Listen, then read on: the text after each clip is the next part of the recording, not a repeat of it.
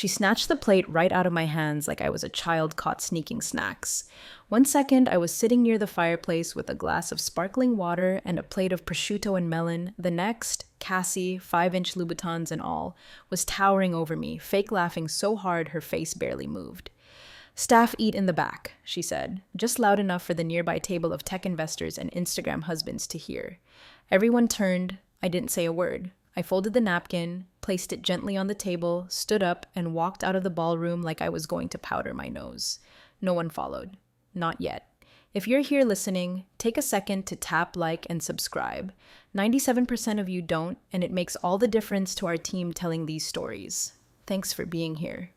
I could still hear the DJ behind me spinning some god-awful remix of Ed Sheeran as I slipped through the side door and back into the staff corridor.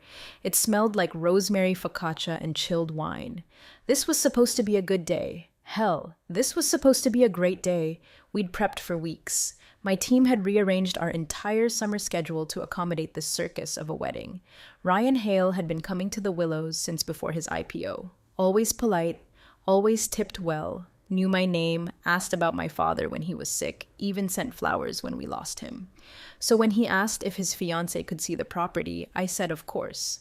That was the first mistake. She showed up in a Tesla with eyelashes glued on like spider legs and enough perfume to fumigate the entire vineyard. Said the place was cute, in the same tone you'd use for a gas station puppy. My staff and I, 45 full-time employees, most of them here longer than she'd been alive, were introduced as the support team. She called me the property manager in front of her planner, then asked if I could grab her an oat milk latte. We don't even serve oat milk. We serve Dom Perignon and bespoke wine pairings flown in from Paris. But I smiled. I always smile. I didn't correct her, not out loud. Instead, I did what I always do when someone treats the Willows like their personal stage prop. I made sure the contract was ironclad. Every change she insisted on, switching from our in-house chef to her culinary influencer, changing out the handmade linen menus to QR codes for a modern vibe, firing the florist mid-meeting because he wore sandals. I logged it all, and every time I made her initial, including clause 7.4b. It's been in our event contracts for 12 years, ever since a hedge fund baby tried to grope my front desk coordinator and called it European hospitality. It reads, "Client agrees that any verbal or physical disrespect towards staff or owner during active service constitutes grounds for immediate event cancellation, without refund." Tucked right under floral substitutions. She signed it in pink pen. I let her have her way. She wanted influencers instead of wine consultants? Done. She wanted a TikTok-first photographer with a drone that buzzed like a wasp over the ceremony? Sure.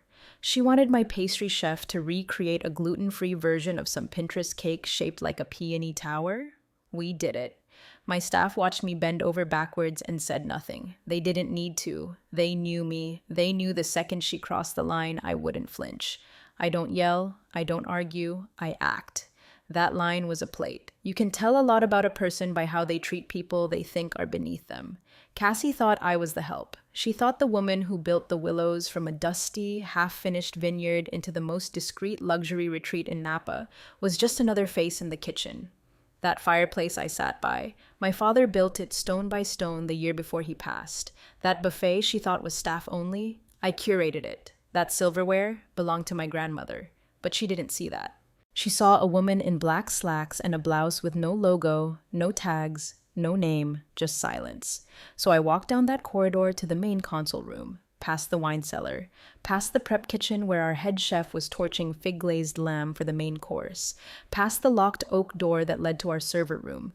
Inside the control panel, I tapped 3 commands. Lights dimmed, music cut mid-beat, and my event director's earpiece clicked on.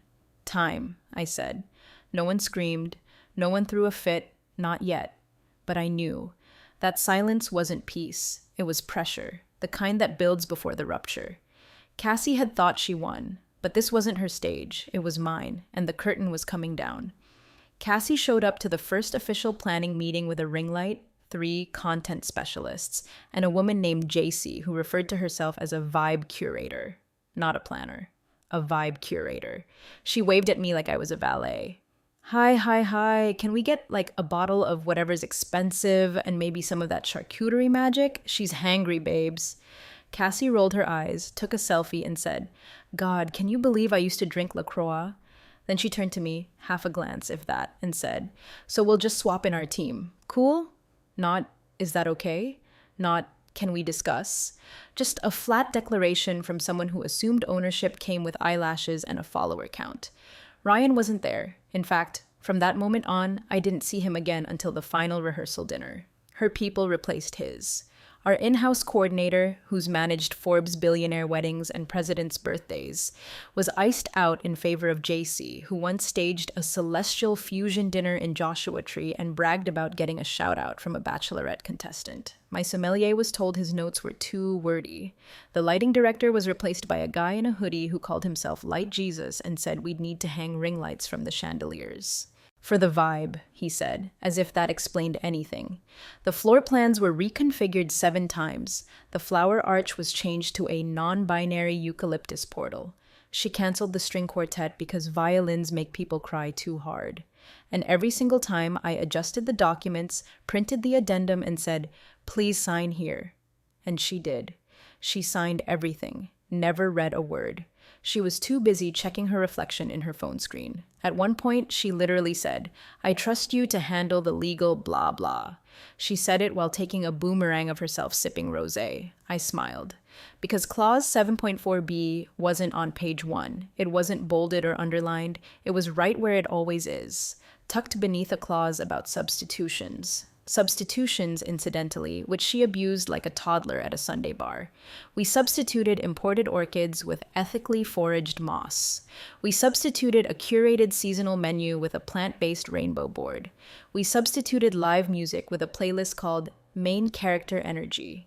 She clicked her pen, smacked gum, and signed everything. Meanwhile, my staff grew quieter. Not because they were intimidated. These people survived tech millionaires, royals, and one actual hostage situation during a billionaire's divorce retreat. No. They were quiet because they knew what it meant when I started logging every interaction, printing every clause, and documenting every substitution with clinical precision. See, most people think control comes from volume, from making noise, from barking orders and throwing tantrums. But real control, real power, that lives in the margins, in the spaces between the edits.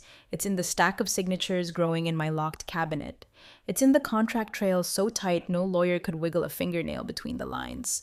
Cassie didn't know I was the owner. She didn't ask. To her, I was a middle-aged woman in comfortable shoes who ran the building. She assumed my silence meant subservience, that my politeness meant powerlessness.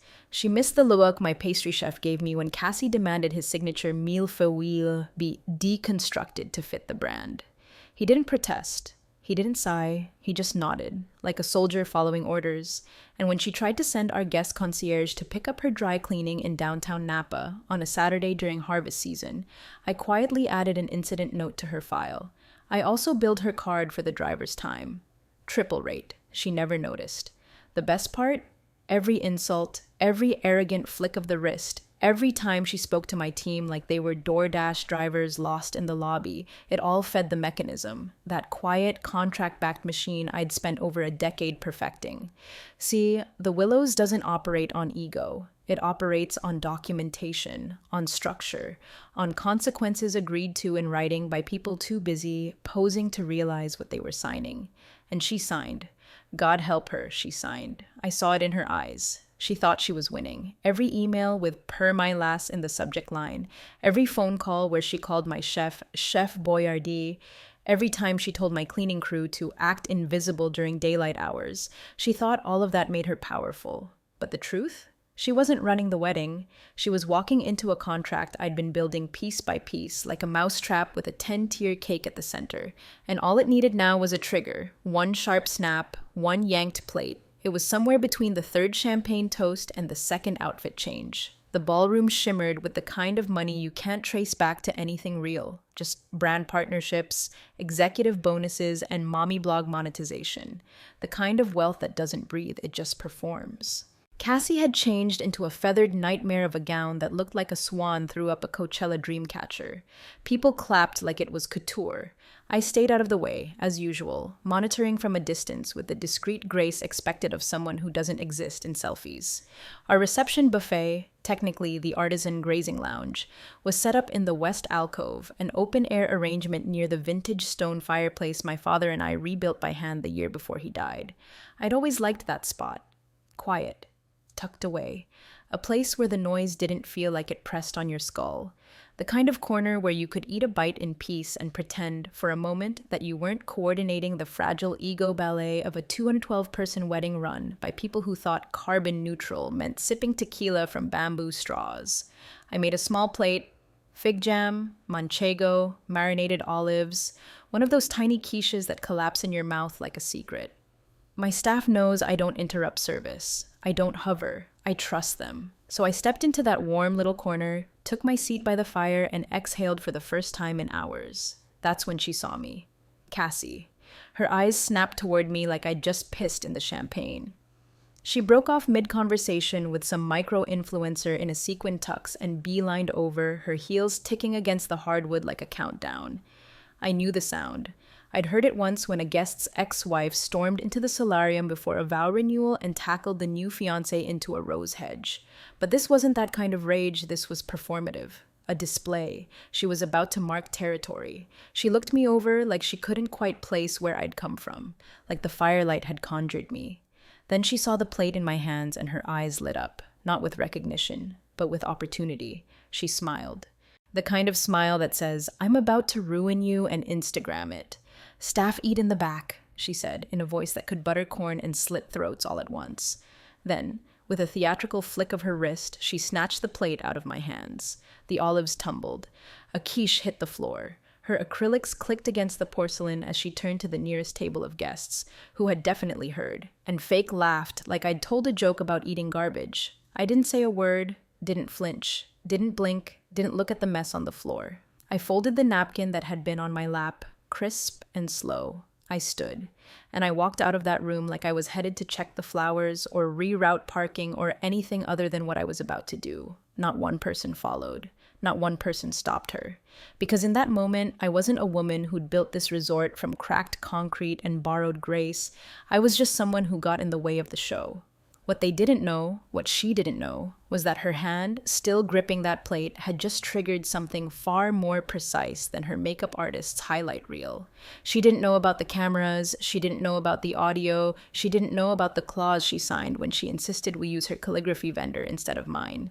The clause I quietly tucked in, like a blade in a bouquet under last-minute substitutions. The clause that said any verbal or physical disrespect towards staff or owner during active service would result in immediate event termination. No refund. No appeal. She didn't know she'd just activated it with 10 words and a swipe of her manicured hand. I didn't scream. I didn't cry. I didn't even pick up the plate. Because what I was about to pick up instead was control.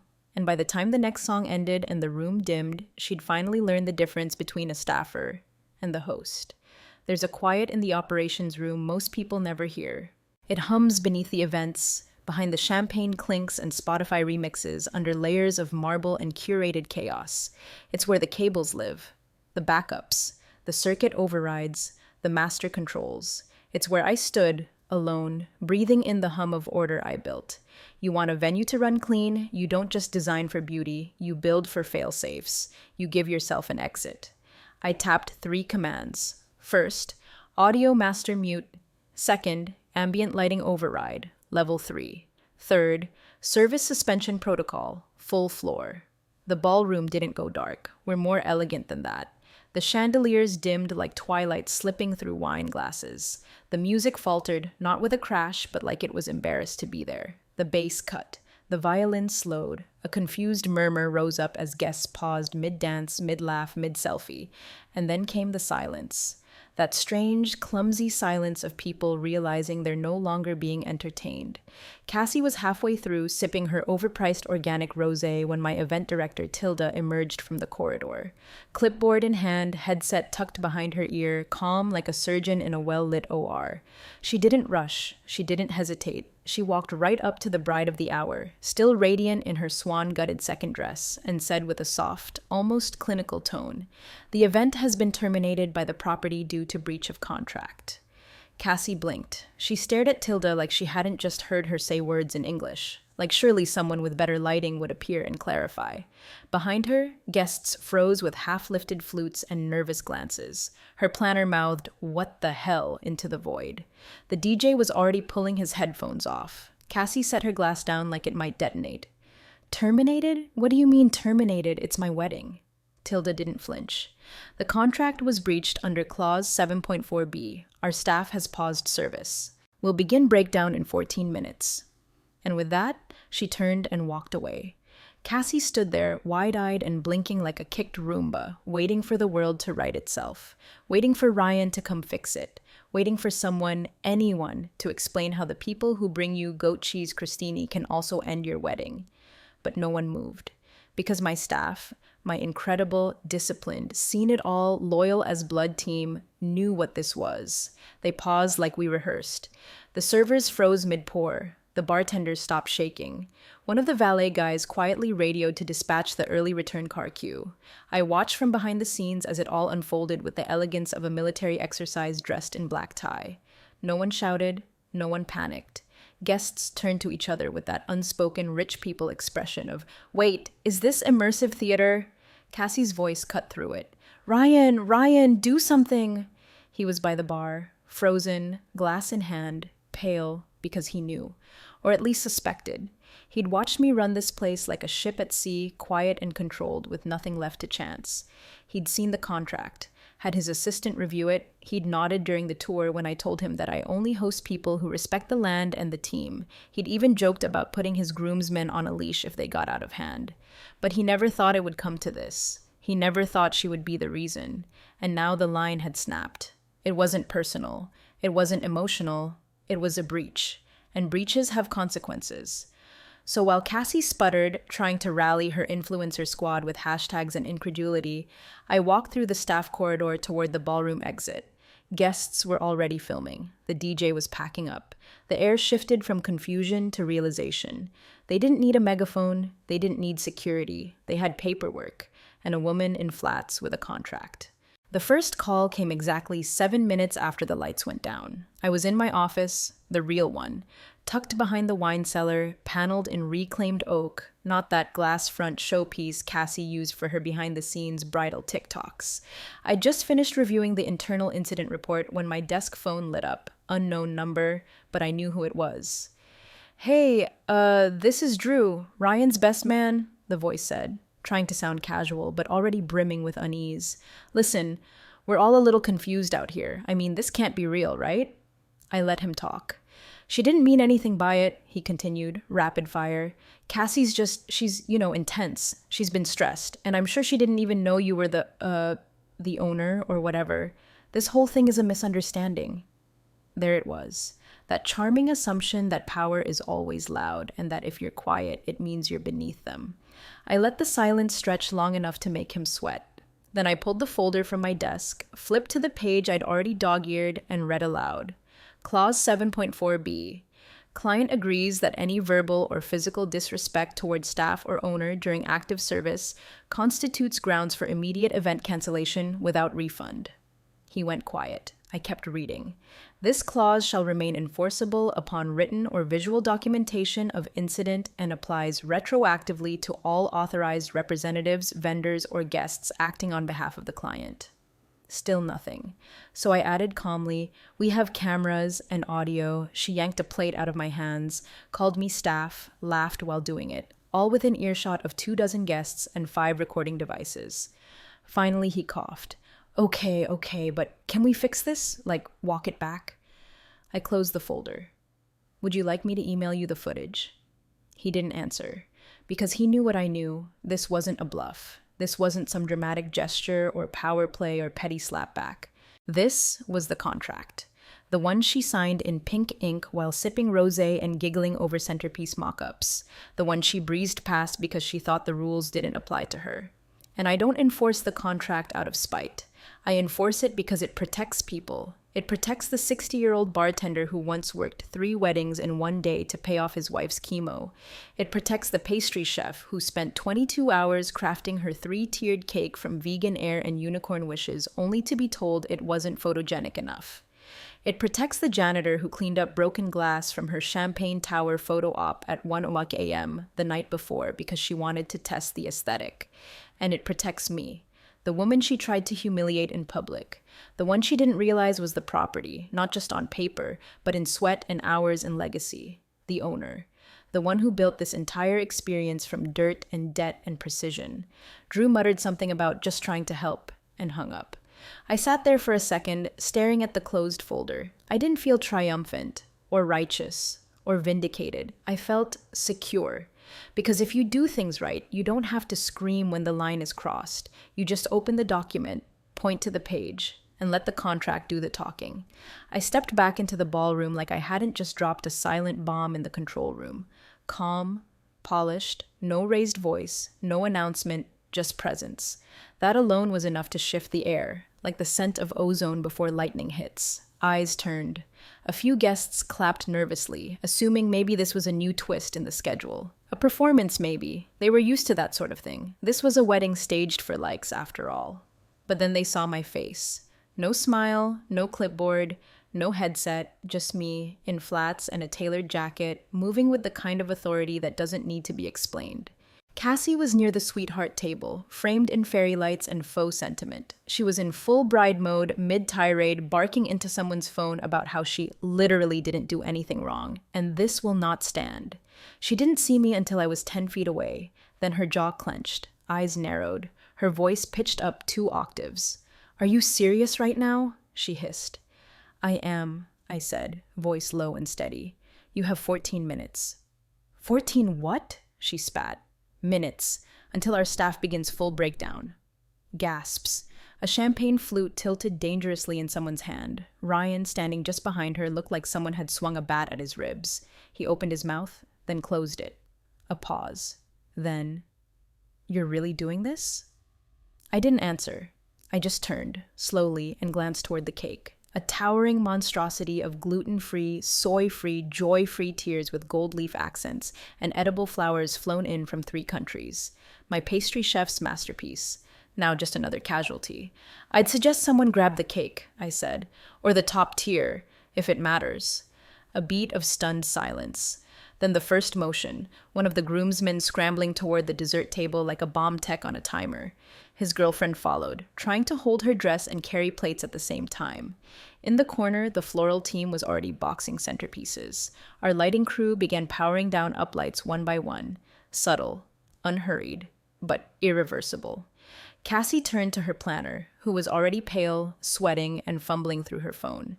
JC, the so-called vibe curator, muttered something about calling a lawyer before realizing how absurd that sounded at a venue that had documented every detail since deposit. "This is harassment!" Cassie shouted suddenly, her voice echoing off the beams. "You can't just shut down someone's wedding because you don't like them." That was when one of our servers, Marisol, a quiet powerhouse who'd worked here since the 2nd summer we opened, spoke for the first time that night. "She didn't shut it down because she doesn't like you," Marisol said, voice even. "You shut it down when you disrespected her, us." Cassie's mouth opened. Nothing came out, because somewhere in her manicured brain she'd realized it. The room was listening, watching, judging, and not in her favor. And I didn't raise my voice. I didn't gloat. I just gave a nod to my director, who was already handing out exit envelopes to vendors. One by one, contracts were being closed. Furniture was being moved. Portable heaters unplugged. Lights faded from soft amber to cool dusk. Guests stood around like confused extras waiting for a scene change that wasn't coming. Because it wasn't theater anymore, it was closure. I walked back toward the corridor slowly, calmly. A few guests tried to make awkward small talk. One older woman whispered, "Good for you," as I passed. I didn't respond. My heels didn't click. I wore flats for a reason. Power doesn't have to be loud. By the time the 14th minute hit, the only lights left were emergency sconces. The music was gone. The laughter, drained. Even the fake Ivy photo wall was half disassembled. Cassie screamed something incoherent into the void. Ryan didn't stop her. And me, I was already gone. Not out of the building, just beyond reach, past the point where their opinions, their outrage, their last-minute bargaining could touch anything. Because they never realized something simple. When you book a venue, you rent the space. But you never own the silence that follows you out. The first text came at 2:17 a.m. Hey, I just wanted to say I'm sorry. That shouldn't have happened. Can we talk? I stared at the message, unread on my lock screen, for 5 minutes straight before sliding it away. There was nothing left to say. Not from him. Not to me. That moment had passed somewhere between the yanked plate and the last flicker of chandelier light dimming over the ruined reception. By sunrise, the digital spin cycle had already begun. Cassie, in true Cassie fashion, ran straight to the internet like it was a panic button. Posted a tear-streaked TikTok from a luxury suite at a nearby resort, one of ours, ironically, sobbing into the camera about being sabotaged by jealous help and unlawfully evicted from her own wedding. Her voice was hoarse, mascara bleeding into her foundation, the camera shaking just enough to make it feel raw. I assume it was her third take, maybe fourth. The caption read, "They ruined my wedding, had bride down, had sabotage is real, we deserved better." It didn't go the way she thought it would, because 12 hours earlier, another video hit first, from a guest. A clear, steady clip of Cassie marching over to the fireplace, reaching down and yanking a plate from my hands like a bully on a playground. Her voice sharp, her tone condescending. Her exact words, heard crystal clear, "Staff eat in the back." Followed by awkward silence, my quiet nod, me standing, folding the napkin and walking away. That clip didn't scream, it didn't accuse, it didn't even need a caption. It was quiet, precise, real. By mid-morning, it had 2 million views. People knew. By noon, her hashtags were trending, but not the way she wanted. Bridezilla, Swan Karen, the Willows plate incident. Even a meme, a photo of a golden plate with the words, "Touch it and lose the venue," embossed over it in mock script. And while the world had its fun, I stayed silent. No statements, no rebuttals, no press releases. We didn't need them. Instead, I logged into our internal system and pulled up Hale Corp's client file. They'd been part of our corporate loyalty program for nearly 9 years. Annual retreats, executive planning weekends. The kind of client that typically gets a handwritten holiday card and a prime weekend slot booked before the calendar even opens. I opened the file, clicked Revoke Loyalty Status, hit save, quiet, unapologetic. No banner, no noise, just absence. 3 days later, I received a new booking request from a corporate account we'd never worked with before. Tech, fast-growing, West Coast presence, competitive in both brand and market. I recognized the name of the CEO, a man who once lost a keynote spot to Ryan Hale. He didn't ask for discounts. He didn't ask for influencer rates. He booked 3 long weekends, all-inclusive, and asked if we could accommodate a small media team on the second visit. I said yes. Ryan never followed up. His text remained unread. Another one came a week later, longer, more apologetic, hinting at pressure and family expectations and Cassie's stress levels. I archived it without opening. Cassie, meanwhile, deleted the crying video, then her entire account, then reactivated it 2 days later with nothing but a quote card. "Healing isn't linear. Comments off. My staff didn't ask questions. They didn't need to. They brought in fresh linens, prepped for the next event, and moved forward.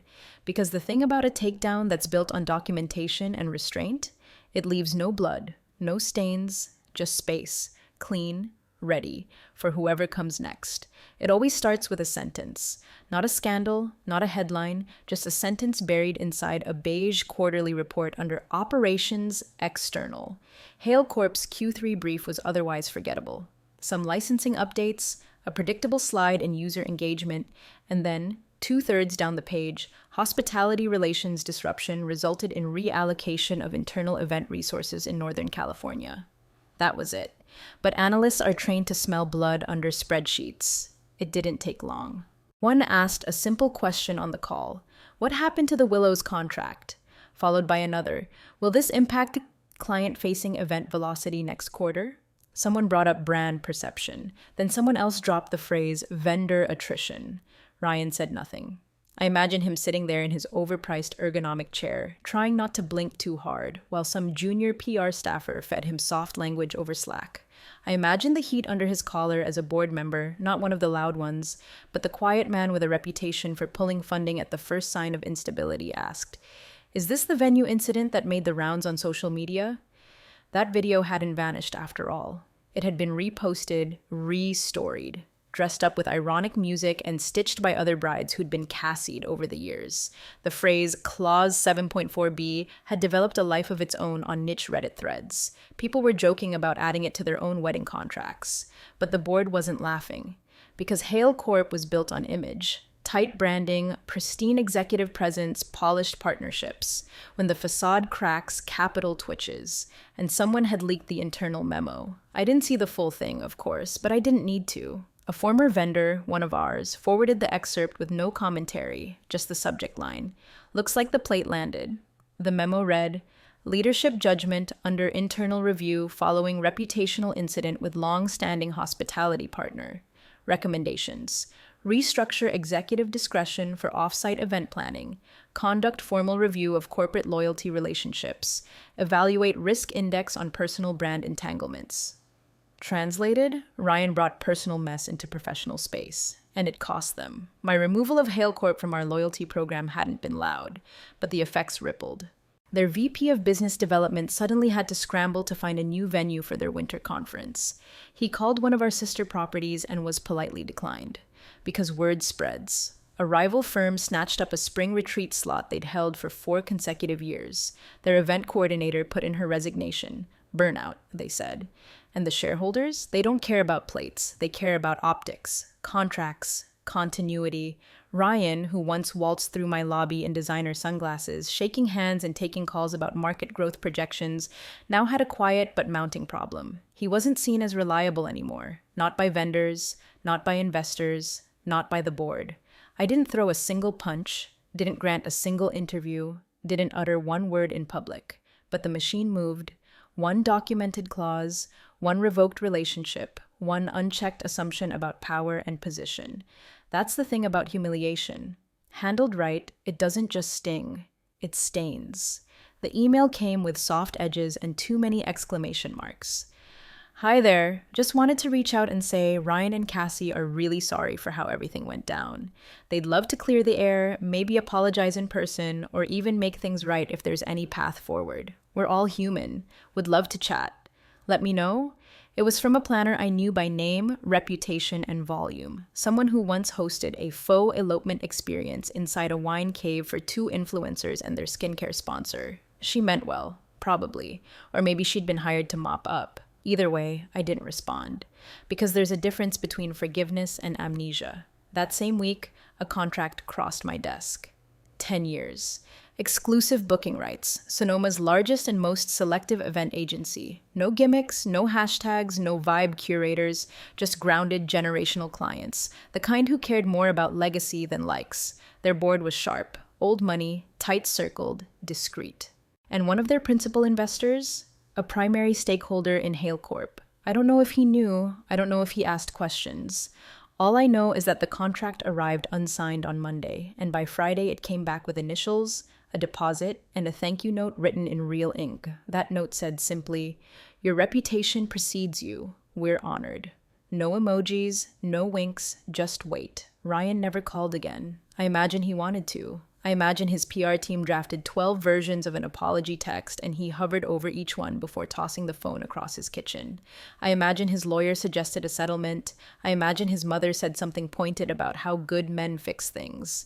I imagine he rehearsed the call, even dialed the number once. But the phone never rang. Cassie deleted her socials again, this time for good. The planner followed up once. "Still hoping to reconnect." I let it sit. Because some endings don't need exclamation points, just silence and contracts. The new agency brought in 5 clients that quarter. Quiet wealth, multi-day retreats, custom menus, not sponsored hors d'oeuvres, no champagne towers, no drone flyovers, no Swarovski leash for the emotional support Pomeranian. And my staff? They moved forward. Confident, unshaken, because they knew what I knew now, that when someone tries to turn your life's work into a backdrop for their vanity, you don't scream, you don't beg, you don't demand respect, you just revoke access. The linen stayed packed, the venue reset, and in a storage box somewhere in the back sits a plate, polished, untouched, proof that I wasn't the help, I was the host, and I'm still here.